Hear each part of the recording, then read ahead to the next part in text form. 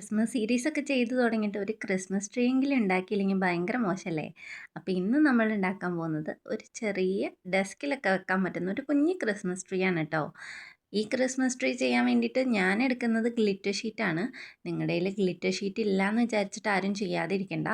ഇതേ പ്രോസസ്സ് തന്നെ ഒരു സാധാ ഗ്രീൻ കളർ പേപ്പറിൽ വെച്ചിട്ട് ചെയ്താലും നല്ല ഭംഗിയായിരിക്കും. ഞാൻ പിന്നെ ഈ ഒരു ഗ്രീൻ കളർ ഗ്ലിറ്റർ ഷീറ്റ് മേടിച്ച് വെച്ചതുകൊണ്ട് ചെയ്തു എന്നേ ഉള്ളൂ കേട്ടോ. നിങ്ങൾ സാധാ പേപ്പർ എടുത്താലും മതി. ഓക്കെ. അപ്പോൾ ഞാൻ ജസ്റ്റ് ഇതൊന്ന് ഫോൾഡ് ചെയ്തിട്ട് എളുപ്പത്തിന് വെട്ടാൻ വേണ്ടിയിട്ടാണ് കേട്ടോ ഇങ്ങനെ ഫോൾഡ് ചെയ്തിട്ട് വെട്ടി കൊടുക്കുന്ന. അപ്പോൾ പെട്ടെന്ന് നമ്മുടെ പണി കഴിയും. അപ്പോൾ ഇതുപോലെ ജസ്റ്റ് ഒന്ന് വെട്ടി കൊടുക്കുക. എന്നിട്ട് ആ ഒരു ക്രിസ്മസ് ട്രീയുടെ ചുറ്റിനും ഒന്ന് ഒട്ടിച്ചു കൊടുക്കുക. ഇത് ഒട്ടിച്ചു കൊടുക്കാനാണ് ഏറ്റവും പാട്. കാരണം നിങ്ങൾ ഗ്ലിറ്റർ ഷീറ്റ് എടുക്കുന്നെങ്കിൽ അത്യാവശ്യം ഒരു സ്ട്രോങ് ഗ്ലൂ തന്നെ ഉപയോഗിക്കുക കേട്ടോ.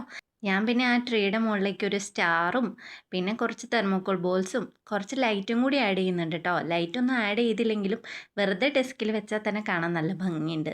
അപ്പോൾ ഇഷ്ടപ്പെട്ട കൂടെ കൂടിക്കോ. Okay, by.